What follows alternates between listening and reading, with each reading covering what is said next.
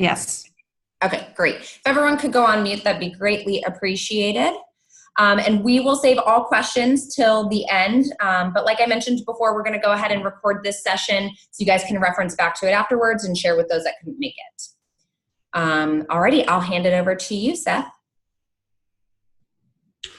Great. Yeah, thank you very much. Give me actually just two. So what we wanted to do is deep dive into our solution. We're going to do just kind of a quick reminder about the problem space that we cover. What is the challenge that we are meeting to for our enterprise customers, and then get into the product itself.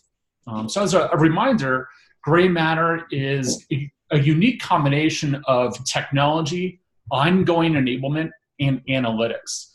So the goal of ReliaQuest Gray Matter is really to improve the operational financial outcomes by performing what we call proactive security model management. The security model of an organization, that's the mix of their people, their technology, and their processes using those technology in order to meet to their security team's objectives, namely defending their organization from cyber threats, from cyber attacks. And so by having visibility into the effectiveness of your model and be able to perform faster detection and response of threats, be able to meet to those objectives and help evolve the security program rather than remaining kind of very reactionary to the types of threats that you're seeing. We certainly see differentiation for this solution in the market because really there's only two types of approaches that organizations have in order to get their hands on kind of all these disparate technologies within their environment in order to meet to that objective of protecting their organization. They can outsource to a managed service provider, but that means that they're sort of letting go of the reins of their security program, and those MSSPs, the incentive of those MSSPs isn't necessarily for their customers to be improving their security model because they want them to be dependent on their services. And that's why we see kind of black box environments, cookie cutter approaches, and it's very, often we hear it's very personal for each organization because they're seeing just kind of canned reports without a lot of visibility to the types of threats that are being responded to and how they're being responded to it. On the flip side, if you're an organization, you're trying to do it yourself, you're then overloaded by all these disparate tools that you have for security, trying to both manage those tools and try to find information across those tools. And that really fragments the investigative and response processes. So you're just highly inefficient, both in terms of seeing what is happening within your environment and then responding to what's happening in their environment. So ReliaQuest Gray Matter really serves to provide both consistency in that security program. So we have, and what I mean by consistency is now we're able to have confidence in what threats we can recognize and how we're recognizing and responding to those threats, as well as not only is there consistency, there's now ability to evolve. So the ReliaQuest Gray Matter solution, it doesn't have the same incentive as the MSSP where we want to keep the customer in the dark in terms of how what alarms are firing and how they're being responded to. Instead, the goal is to help that customer evolve their security program, improve their security model so that provides visibility to those opportunities that can be gained to help evolve that security program. And then secondarily, we want our customers to be in a position where they can demonstrate and enhance the value they provide back to their organizations. Gartner, one of the leading analyst firms, just in terms of looking at different markets and industries, they predict by the end of 2020 that 100% of enterprises will be asked to provide at a board level demonstration of their value of the security investments they're making. So as they're investing in more tools, how are they assured that they're getting an ROI on those tools? And so we're in a position by now looking at that security model and understanding, where the security model is effective and where the security model has opportunities for growth to now provide kind of board ready, if you will, statistics, information that now the security team can share with the board or with just the broader organization in terms of where and how they're providing value back to that company. So if these are the outputs, if you will, of proactive security model management through ReliaQuest Gray Matter, all right, so let's get a little bit more into the how. How is it that we're performing this? So we're going to go through a couple definitions, if you will, on the how. The Gray Matter, essentially, it sits in between ReliaQuest's ongoing enablement and analytics and the security teams of the customer. And the technologies that they're using, what we call kind of primary and secondary technologies, which we'll get into in a second, those definitions, to understand a bit more about how Gray Matter interacts with those technologies, and then through those technologies of security teams to be able to perform proactive security model management. And we can see here that Gray Matter has 6 capabilities that we're going to go into a bit more detail on. And these 6 capabilities, intel, detect, investigate, hunt, automate, and health, these are the capabilities through technology, ongoing enablement, and measuring the results of this analytics to be able to perform proactive security model management. So we'll get a little bit more into first some definitions of what we call primary and secondary technology, and then we'll get into these different capabilities and how they're performing value, how they're providing value for a customer. Pausing here just to make sure if there's any questions, or if Jason, if you have any additional kind of color commentary that you want to add as well. No, I think that covered it, Seth. If there's no questions, we can move to the next slide. All right, so let's talk about what's a primary technology and what's a secondary technology, and then we're going to get back to the definitions of each of these capabilities.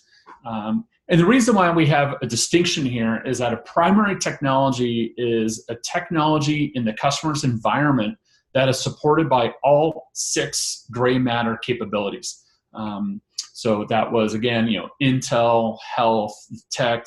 We'll get back to them in a second, so you don't have to have them committed to memory. But what's important is that a primary technology, we're supporting that technology with all 6 capabilities of the Gray Matter solution.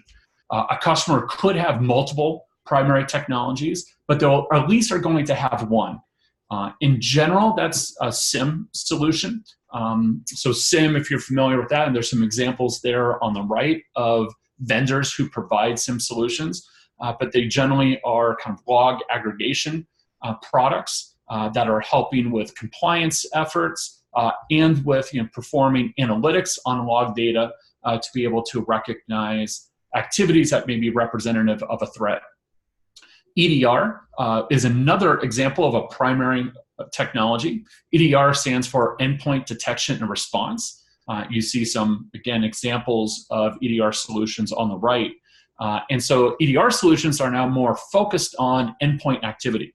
So they go very deep into kind of the processing, what's happening in the memory of, and types of activities that are occurring specifically on the endpoint, knowing that if there's any type of threat, at some point it's going to have to interact with an endpoint within the customer's environment.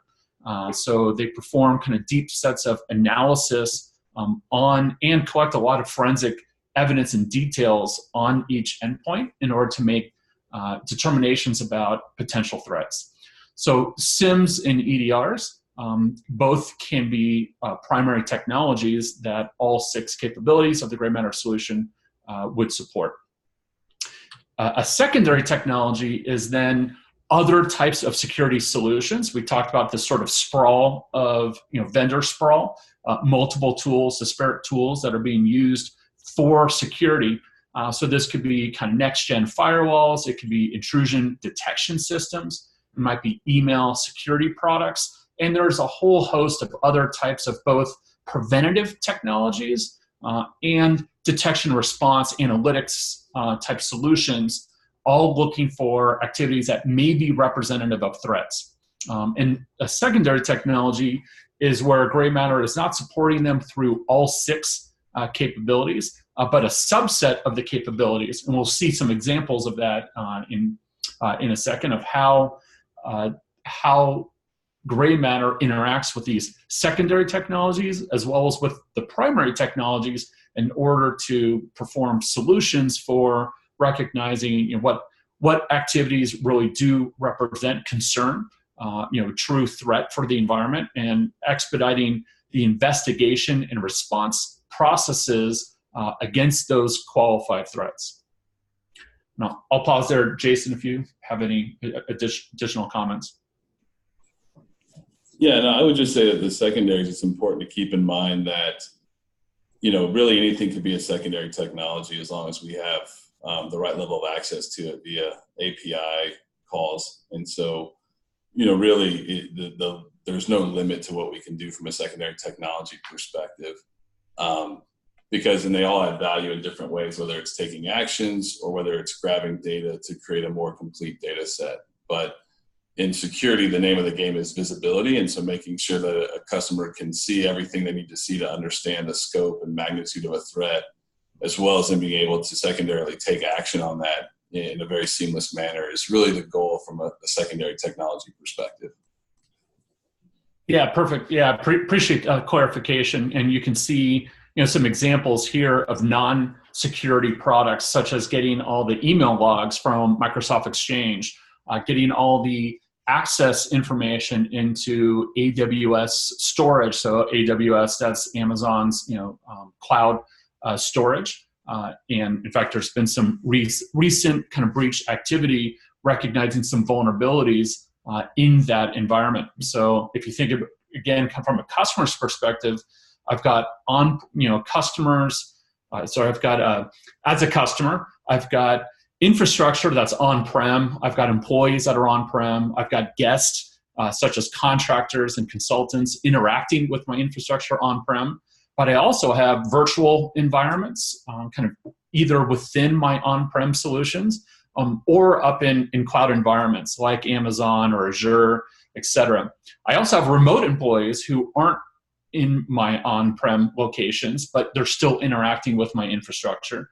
So if you think about the remote users, the local users, local guests, remote guests, and infrastructure spread across on-prem, cloud, virtual, and the explosion of the types of devices I have in terms of both employees bringing their own devices into the environment. I've got IoT, in what we call the Internet of Things. So I may have manufacturing equipment that has an IP address or other types of, and we see a lot of enterprise use of IoT in manufacturing, in hospitality, and in other verticals. So it's not just the refrigerator with an IP address, but actual industrial use of IoT. So all this is developing information, and not all that information is going to go into a log aggregation product like a SIEM, or a partial set of their logs maybe going into the SIEM. But when it comes time to performing investigations or hunts, it's going to make sense to pull together information from many of these disparate sources.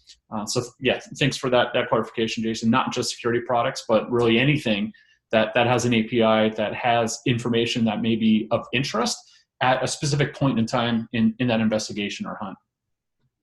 So let's talk about the 6 capabilities, and then we'll walk through kind of an example where we're leveraging the primary and secondary technologies with each of these capabilities. And Jason, feel free to kind of chime in here. I'll kind of kick us off. So the Intel is, as the name kind of implies, this is ReliaQuest Gray Matter's capability to leverage threat intelligence. There are many sources of threat intelligence through kind of open source or government or industry-specific feeds. And so what is threat intelligence? It really is indicators that are known indicators of threat. And that may be, it could be, these are known domains that we see are spamming, with email that includes some sort of malicious, phishing attachment or something of that sort. So it could be a list of domains. It could be a list of IP addresses. It could be a list of known file hashes where the hash of that file represents a unique identifier of a file that is known to be malicious. And it could be combinations of these things. If I see a subject, if I see an email with this subject, with this attachment name, coming from these domains, that's a known phishing attack. So there's different types of threat intelligence that different types of sources, both open source and commercial, generate based off of kind of known attack vectors, and then put that into a format that becomes available to Gray Matter. Jason, do you have an additional comment there? No, I would add that it's important to think about why this is important to customers, and especially from a selling perspective of if they don't have this, they all want to leverage threat intelligence. It's how everyone learns from everybody else and doesn't have to repeat the same mistakes. Doing all of this manually or doing all this for one organization is very time consuming. So being able to add the value where we're automatically doing this for our customers and they don't have to worry about it, it's one less thing they have to focus on, is really where the value comes in. And so how we integrate this with our customers' technology and how we action all the things that come out of it. So if we do see things that match intel that says this thing is bad, we're doing all the investigation through that ongoing enablement to make sure that what actually happened in their environment isn't an actual threat. And sometimes it is, and sometimes it isn't. But I think the key thing to get away from this is that the value add is they no longer have to dedicate resources, whether time or people or money, to go off and do something else to bring in all this threat intel and make it actionable inside their environment. Yeah, and that's a really key point, is in making it actionable, because it's one thing to be collecting all this information, and there's a challenge in and of itself of just getting threat intelligence from multiple sources. But as Jason points out, the information across these different threat intelligence sources may be a little bit different. It comes in perhaps different formats. The way they call out the severity of the threat intelligence may be different. And so what ReliaQuest Gray Matter is doing is not only creating a mechanism to collect all this data, it's then helping to look for duplications within multiple sources, and then also help recognize, well, what do the severities mean for each of these different sources, so that we can really operationalize this information very quickly into their environment. So we're building this curated set of information and then making it available to their technology. So their SIM can now leverage this threat intelligence. We've put it in a consumable format to those technologies in that customer's environment. And that kind of leads us to the next capability, which is Detect. So Detect is our content library that our engineering team is developing based on attack types. How can we recognize this type of attack? How would log data, network data, endpoint data, how would it reflect if this type of attack was occurring? So we build out content that recognizes and leverages, where appropriate, threat intelligence. So we're optimizing the use of threat intelligence where and how is appropriate with this content library, looking for then the behaviors that are manifested by these attack types, as well as the known attack indicators with threat intelligence. And I'll add to that we recognize every customer's environment is slightly different. Even if you have two different, if we have two hospitals, similar size in similar regions, there's still a lot of different network idiosyncrasies that each environment has that's going to make each of their networking environments unique. And as a result, this content, we have found that content rarely works just off the shelf. that content requires tuning. And I'll give you an example of what tuning means. If we're looking for a reconnaissance event, an attacker or malware is looking for other points in an environment that may have a vulnerability, that could generate what's called a port scan or port sweep.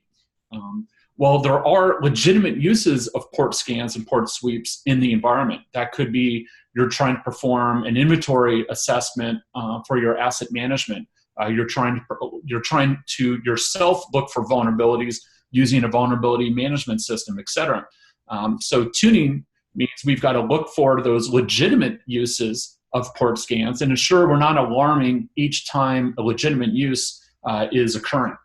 So that's an example of tuning and there's many other types of examples, but this requires some constant attention because the environment is constantly changing, so we need to make sure that this content is live, that it's constantly reflecting changes in the environment, so that we're alarming on those activities that really represent the most potential of a risk, and not just alarming anytime something similar to that activity is occurring, which may now include lots of innocuous activities that really don't need the attention of the security team. Anything else, Jason, you might add to that? Yeah, I would just reiterate the point that it's really around the kind of life cycle management of the content and the detect capabilities. As threats change, you've got to alter your rule sets. You've got to build new rule sets for new types of threats and new techniques that they're using to attack organizations.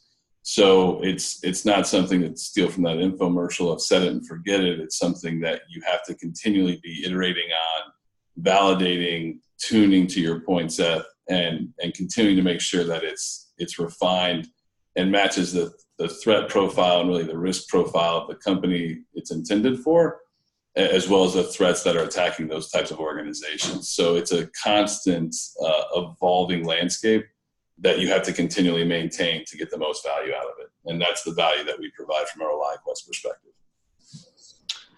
And before we jump to the third capability, I just want to remind everyone, if you do have any questions for Jason and I as we're going through Grey Matter's capabilities and the benefits it has for customers, if any questions, please type those into the chat function, and we're monitoring that chat and can help provide any questions that you have, provide any answers you have for any questions that you have. All right, so the third capability you want to talk about is investigate. And you can kind of see as we're talking through the capabilities, we're kind of going through a process. We need to bring in threat intelligence. We need to have analytics content that's leveraging threat intelligence, that's looking for indicators of threats, behaviors of threats.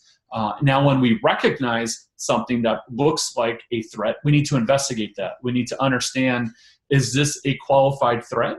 And if it's a qualified threat, we then need to know what's the root cause, what's the scope, how many other endpoints look like this that may also be compromised, and how did they get in? What was their point of entry into the environment, so we can stop that entry point and help then clean up the environment, ensuring that that threat is no longer there.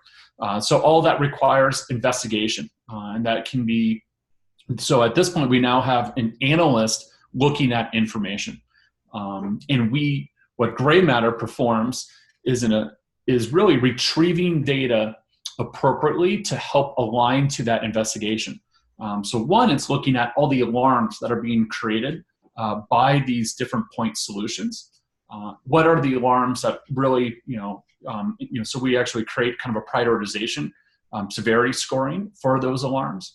And then as you want to investigate those alarms, there may be data inside of that one solution aligned to that alarm, but there also could be data in other primary and secondary technologies that we want to grab as well. So to give you an example, if we're investigating a potential phishing attack, we see that email went to an individual and they opened that email on their in their desk, on their laptop. Well, we may want the information from the alarm itself, but we also may want logs from the email server.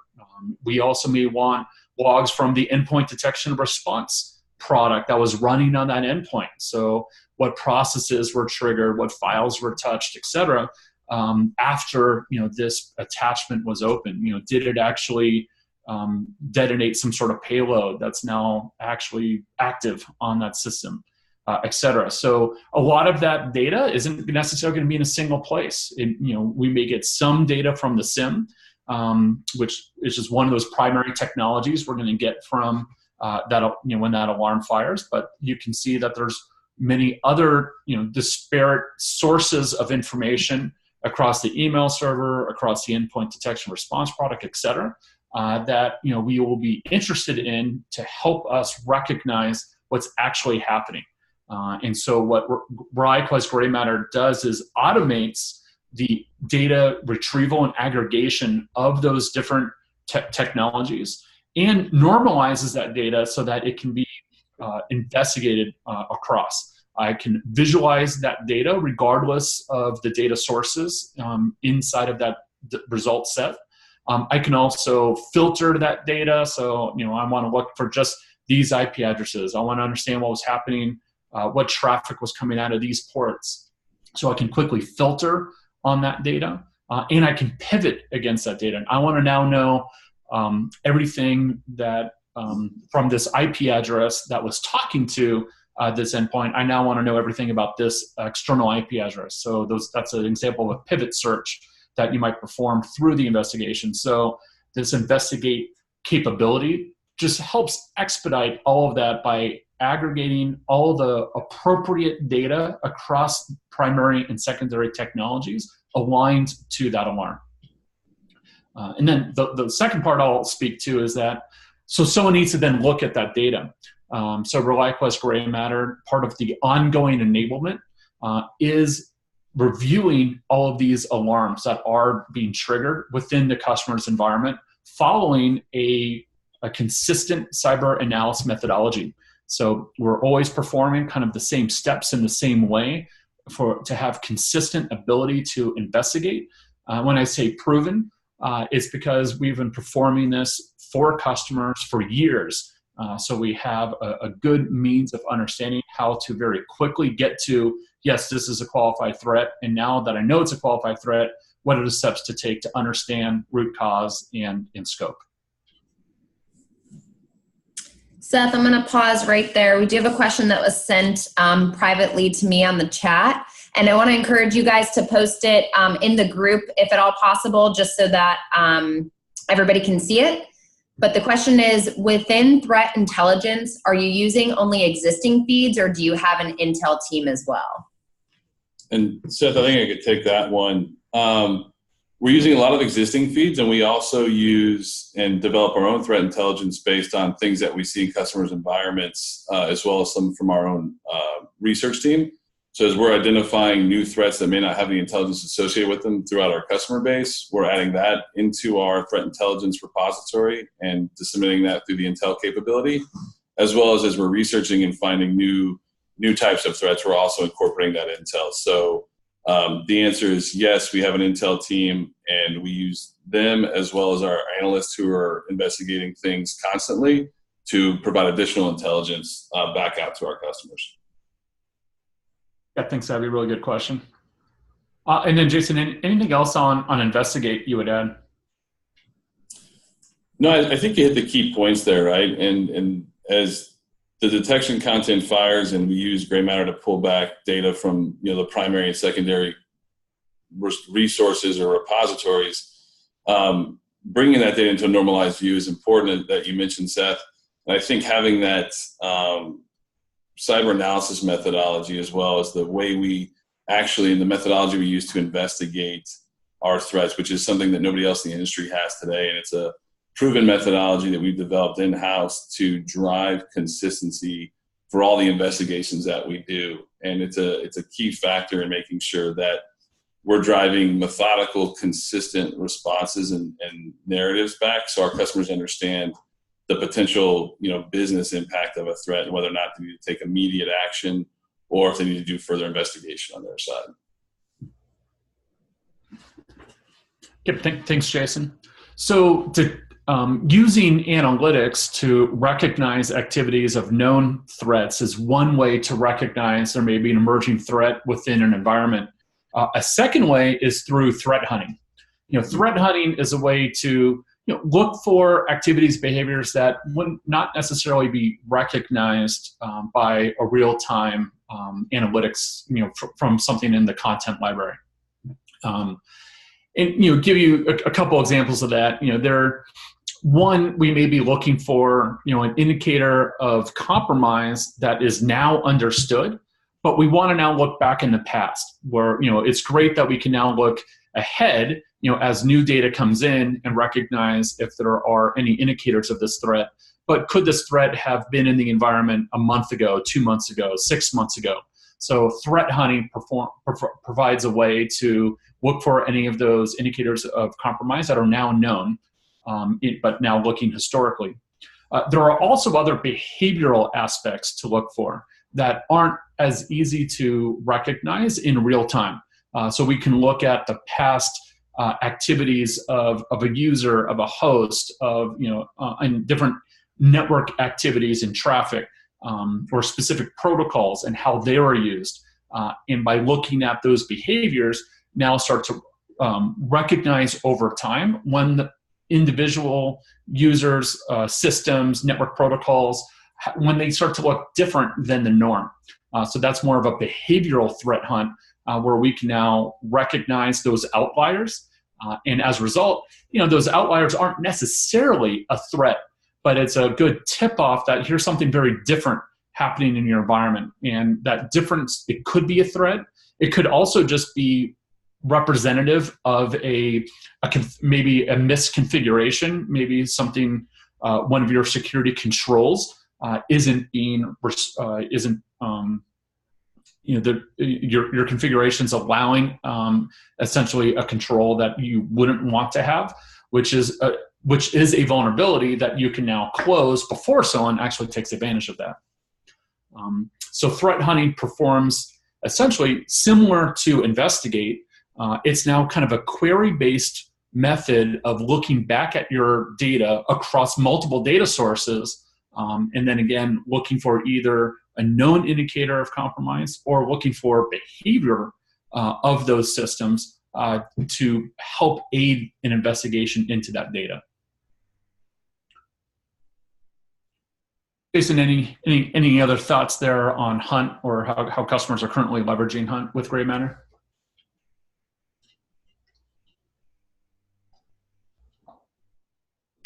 Oh, yes, sorry, I was on mute. But the one piece I would add is that without this capability, organizations are forced to leverage, spreadsheets and trying to merge multiple spreadsheets together to do these types of hunts, and they're very time consuming. So being able to aggregate large sets of data, analyze it with machine learning that we've included in the platform, as well as the overall analytics to help understand whether it be from threat intel or just abnormal behaviors or understanding what's normal and abnormal in the environment, they're able to really take a step above and beyond things that static correlation cannot identify. So it's an additional capability that they need to get more visibility to further their insights into their environment such that normal correlation would not be able to do. And when I say correlation, it's that detect piece, which is really what we would call like if-then statements. If I see Seth do this, then do this, fire an alert, versus, Seth's behavior over time is becoming more and more erratic. That's right. There's a question here around, is Hunt primarily doing the same thing as investigation, but in looking back versus real time? What I would say is that investigation is performing. It's also historic, but it's going to be much more short term, and it's aligned to the alarm that was triggered. So that alarm from the content library, going back to detect, we were looking for certain activities, and then alarming when we see any of those activities now occurring in that customer's environment. Investigate is now pulling together all the pertinent information aligned to help investigate that alarm. Hunt is now looking, definitely much more long term. So I'm looking back instead of just, the last few days, I might be looking back months. It might be 6 months. It could be 180 days. Could even be 365. Going back a full year to look at one. So one example might be I'm looking for, is any of a known indicator of compromise that's now known today but wasn't known a year ago, but we do know that that threat has now been in the wild for a year. Is there any evidence to suggest that we've been attacked by that in the past year? So that's one example of where we would use Hunt. And the other example, again, was that behavioral. So I just want to look back the last 6 months, looking at a specific network protocol and how that network protocol is used in my environment, and then use the outliers of what is that normal baseline of activity to investigate those outliers to see, are they representative of a threat, of someone misusing that protocol, of maybe a firewall that is misconfigured that shouldn't be allowed that protocol outside particular boundaries, etc. It's a good question there around kind of clarifying the difference between investigate and hunt. And then there's a question here around, SIEM and EDR are primary technologies that we support with all 6 capabilities of Gray Matter. Do we work with something built off the shelf by a customer like using Elk? So if you're not familiar with Elk, that's the combination of Elastic, Logstash, and Kibana. So these are all kind of not open source, but free tools that are available from Elastic as a log aggregation. Kibana provides the presentation, the analytics into that log data. And so, yeah, we can certainly leverage, if they want, essentially we would think of Elk as a SIEM. In fact, they have a SIEM module now. So, yeah, that could be a source of information where, again, we're performing investigations, we're performing hunts, leveraging Elk. What we have found is that the premise that I can get all of my data into a single data lake, that seems to be an impractical solution. So while there are open source tools that I can leverage for free to pour data into, it doesn't necessarily mean I've got a single source of truth for all activities. And that's where we find the value of investigate, of hunt, and you'll see with our automate capability coming up in next, is that ability to, even if a good subset of my data is in my Elk solution, there's going to be, again, pools of data in other, in my endpoint detection response product and in other, maybe up in AWS, et cetera, that just have never made it into Elk or didn't make it into Elk in a fully normalized fashion. And so that's where these tools provide a much more kind of intelligent way to go get data when data is needed, rather than try to push all data into a single data lake, but now trying to manage that data lake. And just checking kind of the questions here before we move forward. And Jason, please add anything while I'm doing that. All right. So within your SIEM and EDR primary technology buckets, do you mainly only work with off-the-shelf solutions versus something built by the customer? Example, a custom built. No, he just answered that. Yep. How does Gray Matter work and connect for the customer? Is this cloud-based? Well, when we get to the next slide, when we walk through an example, I think I'll really kind of show, Gray Matter is cloud-based, but we're going to show exactly how it's interacting with the primary and secondary technologies, kind of where data lives and when. Perfect. And then do you run into any issues with customers not purchasing enough ingest volume within their tools like a SIEM? Yeah, yes. That's a really good question. Jason, you want to start that off? Yeah, I can answer that. I guess the short answer I would say is absolutely, right? We always find undersized or under-architected SIEM solutions out there. And really we work with the customers. Part of what we do in the ongoing enablement to understand what they have in there currently, what log sources are feeding in, and what things they could optimize by either reducing the amount of data they're sending to their SIEM or buying additional licensing. So for those who aren't familiar, most SIEMs are priced based on the ingest of data, so either events per second or gigabits or megabits per day. And so if they've got 10,000 events per second or EPS coming into the environment and they're only licensed for 5,000, the SIM will essentially just drop the remaining 5,000 events that are coming in. So you'll get kind of scattered, spotty data, if you will. And the problem with that is that means your correlation won't necessarily work. It means if you're doing investigations or other activities, you won't have all the data that you need. And so typically most SIMs will give you like a 20% buffer. So if you're licensed for 5,000, they'll give you an extra, I don't know, say 2,000, give or take, or 1,000, and allow you to burst up to that. So yeah, we do work with them all the time. It does happen, and we'll work with them to either optimize what they're sending into it, and that's where the secondary technologies come in. Some sources can be very, very noisy. Firewalls is a good example, because anytime you go to the internet, it creates logs in your firewall, and if you can imagine, large organizations have a lot of people going to the internet. People love their streaming and whatnot. And so in those cases, that's when we can leverage them and say, hey, why don't you use your firewalls as a secondary technology, and we'll just pull data back as needed. So great question. They further added that question. Hold on, Greg, let me read this here. So to clarify, RQ does not own any of the licensing of tools within a customer's environment. It's on the customer's team to manage their license. That's correct, Greg. It's their technology. It's what they have licenses for. We'll work with them to help kind of optimize it to give them the best value. But ultimately, they own the license. So if they want to get more visibility in their SIM and they want to add more log sources to it, they'll have to pay the licensing to do that. Yeah, thanks, Jason. Thanks, Greg, for your questions. All right, moving on to Automate. So Automate is where Gray Matter performs an ability to actually automate actions within the customer's environment.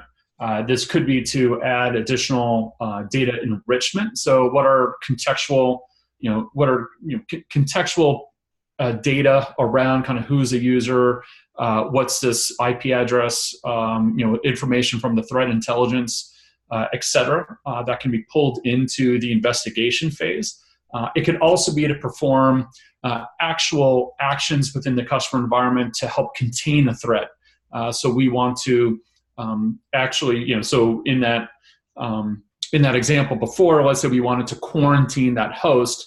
Well, what are the actions we want to take to quarantine that host? What is the available security infrastructure we can leverage to quarantine that host? And what decisions need to go into whether we can quarantine that host or not? If that's a server, maybe we don't want to take that offline. If that's owned by particular personnel, perhaps we don't want to take that offline.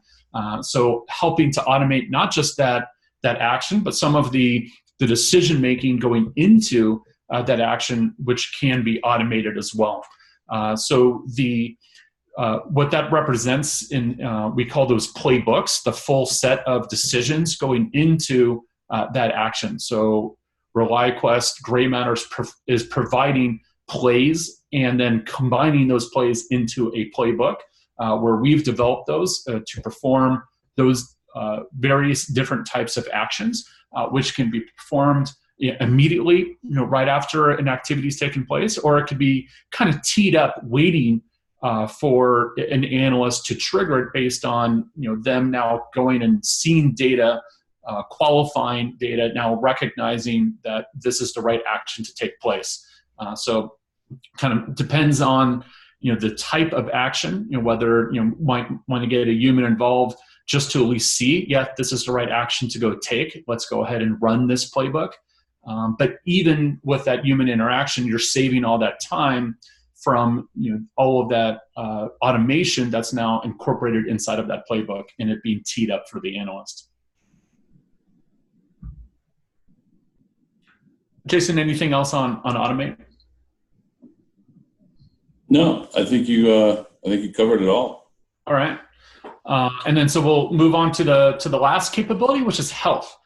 So especially the primary technologies, if that SIM, that EDR, if it's unhealthy, and Jason kind of alluded to this with the licensing question that came up earlier, if we're not able to get, if the content going into that SIM, it's not able to perform because the solution's undersized, maybe the server infrastructure running the SIM, it's got hard drive issues, it's got memory issues, whatever that case may be, that's going to interfere with the success of recognizing and responding to threats. So for primary technologies, we are additionally performing kind of health monitoring. Let's ensure that we recognize these solutions being in a healthy state. And if we recognize that they're moving into an unhealthy state, to proactively take measures to correct that, so that we have a highly optimized, healthy environment for the security infrastructure, so that we can ensure that the intelligence, the detect, the investigate, all the rest of our capabilities have the ability to perform in an optimal way for the customer. Jason, anything else on health? Yeah, I would add that health, while it's not the most probably interesting part of it, it's probably one of the most important, because if none of the technologies are working as intended, you're not going to get the outcomes that you're looking for. So alerts aren't going to fire, content's not going to work, you can't investigate it because the technology is not healthy. So while I'd say it's probably the least quote unquote sexy of the different capabilities, it's one of the most important, because these technologies, like most these days, are complex. And when you talk about organizations, filling a SIM technology with petabytes and petabytes of data, it becomes harder to manage, more complex, and you have to maintain the efficiency of it, just like a car. And so we have to constantly make sure that it's running as optimally as it can. And so that's really what the health capability provides. Through the ongoing enablement, the technology provides a great view into that for our customers. And then the ongoing enablement's really our engineers and our SMEs, working behind the scenes to make sure that those technologies are fully optimized and running as intended. Before we jump to the next slide, answer a couple questions that have come in, one about ROI and the next about our competitors.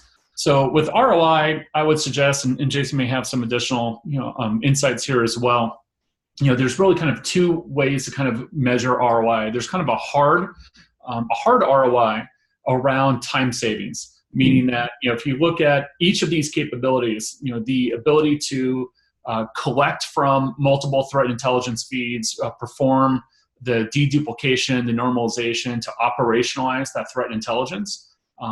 There's how much time would it take for the security team by themselves to go do that, versus allowing the capability from Gray Matter to just do that for you.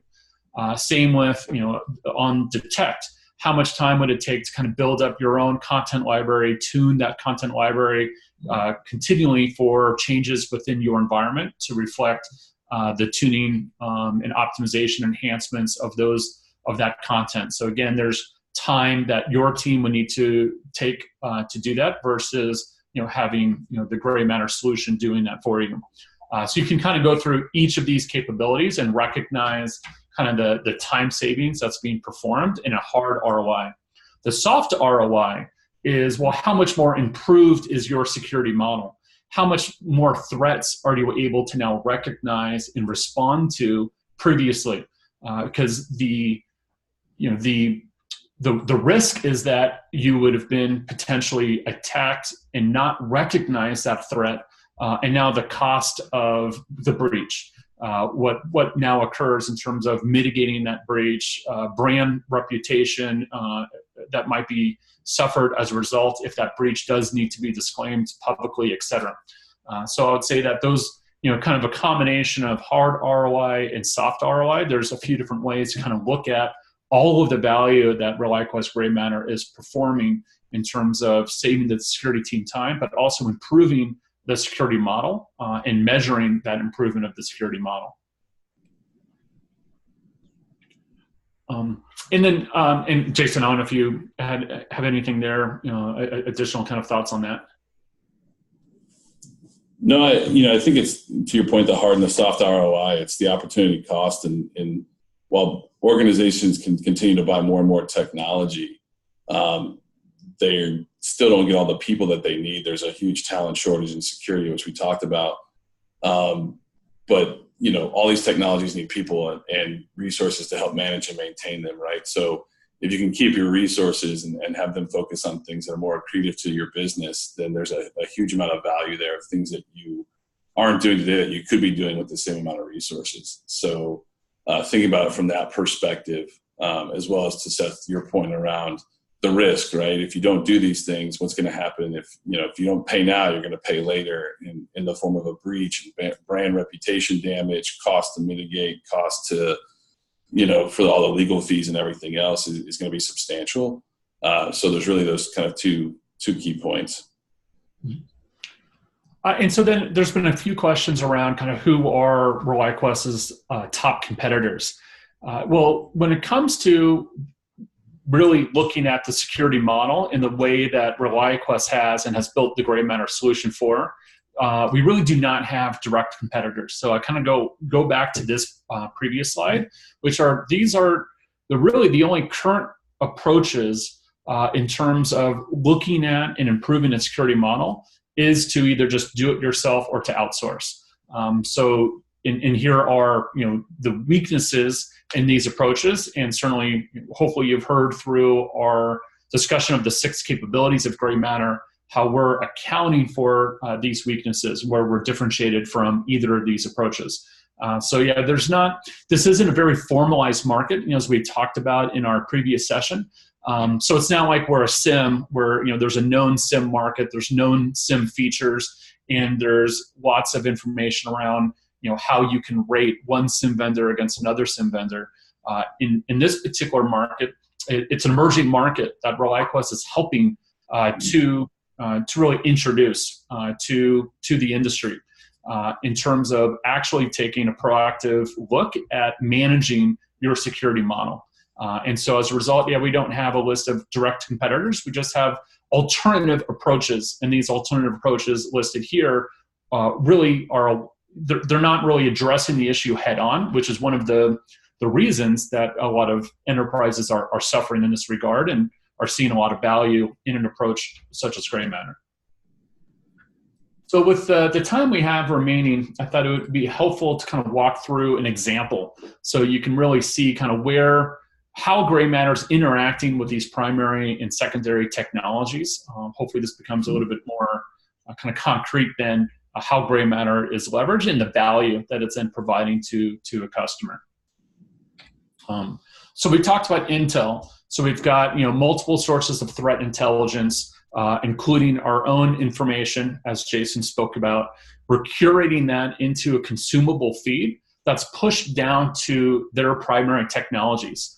So that information is coming from a single source from Gray Matter to, in this case, we're saying it's being applied to the SIM. We also are then pushing our content library. So that content library, we're not pushing all 600 plus rules. We're working with the customer to understand, well, what data sources do they have going into their SIM? What are their use cases? And now let's align their concerns with the type of data they have available to deploy the appropriate content out of that content library that both meets to their concerns and there's data to help populate that type of analytics, what it's looking for, the types of activities it's looking for within their environment. That also inherently starts to introduce opportunity growth, right? So if there are use cases that they have interest in, but now recognize that the content that meets those use cases, they don't have the right data going into their SIM, we can now start to prioritize, well, what data should we start pulling into your SIM to help populate those types of rules? Now, as alarms are firing from the SIM or from other primary technologies, we now can aggregate data in that investigation. So we see an alarm here based on known phishing behaviors, and we now go get data from the SIM from the endpoint detection and response product for that specific host that we think the phishing attack has targeted. Not think, we know that the phishing attack has targeted. We also get email, email logs, logs from the email security that weren't available in the SIEM. So we now have a very efficient means to go investigate, all right, did this phishing attack, was it successful? If it was successful, what's it doing in the environment? So you can see here kind of the directionality of, we were pushing data down to the customer's environments, their infrastructure. And now in this case, we are now pulling data from the customer's environment into Gray Matter, where they have the single view to investigate. And now if we automate actions through that investigation, maybe we now see, yes, this phishing attack was successful. We are concerned that this endpoint has been infected and is trying to infect others in the environment. So we want to quarantine this host. This is where that automate capability can now leverage, in this case, the EDR technology to delete poisoned emails out of the email server and quarantine the host. Now, maybe we want to perform a long-term hunt to ensure that we don't have other traffic. So C2 here stands for command and control. This is a stage of the kill chain. So we're looking for, is there any activity to recognize that perhaps other phishes like this have been successful?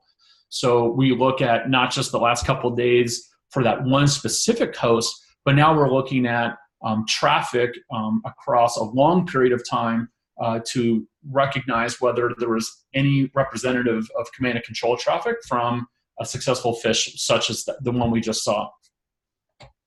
And then lastly, health, which is that continual out-of-bound health monitoring of primary technologies to ensure that they are remaining healthy and that we can continue to perform all of these steps without concern that we're going to somehow run into limitations because we have one of these solutions in an unhealthy state. So it's kind of a quick example here, hopefully kind of seeing kind of Gray Matter in action, if you will. With only a couple minutes left, we'll get through any questions we can in the time we have left. Continue to write any questions you have. And if we don't get to them during the time of the webinar, we'll get to them after the webinar. And again, this webinar is being recorded. So we'll provide you, Abby, correct me if I'm wrong, but we're emailing everyone who registered, so that they can access the recording of the webinar. Yes, actually, Pat Palantino will have access to it and he'll be able to disperse it to everybody since I don't have the entire distro, but he will get it out to everybody so that you guys can access both the first and the second one. And I saved the chats in there as well. So in case there's repeating questions, you can go back in there and kind of see those and refer back to the recording for the answer. Yeah, there's a really good question here around GDPR. So GDPR, if you're not familiar with that, it's a General Data kind of Protection Act out of Europe. We've actually seen some fines around that, where it's really around the protection of data and ensuring that kind of the right people are accessing data at the right time, and no one else should be accessing that data, or even the right people shouldn't be accessing that data inappropriately or out of in a time that wouldn't be aligned to kind of a work function. So yeah, there's a couple of ways that we help support GDPR. One is obviously just the monitoring that we're performing to help assure that a customer's environment is aligned to and adhering to GDPR kind of policies, protocols. And then of course there's the data that we're collecting. So we actually do operate out of multiple security centers or technology centers, both here and in Europe. So we can ensure that data is staying in region. That's one of the contingencies of GDPR. There's actually some ways around that, especially for a security investigation. You can pull data out of region if it's aligned to that specific investigation, which is great because that's exactly how our Investigate works. We're not trying to pull all data back at all times. We're pulling only that data back that's necessary because of a security-related investigation. So that actually aligns to GDPR policy. But to be on the safe side, we still keep data in region in order to abide by that part of the policy as well. Yeah, good question there. And I think with that, we're right out of time, and I've got to jump to another call. I apologize. I think Jason does too. So want to thank everyone for their time, their attention, and look forward to continuing to work with you. Please ask any additional questions. We'll continue to correspond with everyone over email. Yes, there's a inbox and a distro that you can email with questions as well that we'll be monitoring. So I'll make sure that Pat sends that out to everybody too. All righty. Thanks so much, Seth. Appreciate it. Thanks, everyone. Bye now. Bye, guys.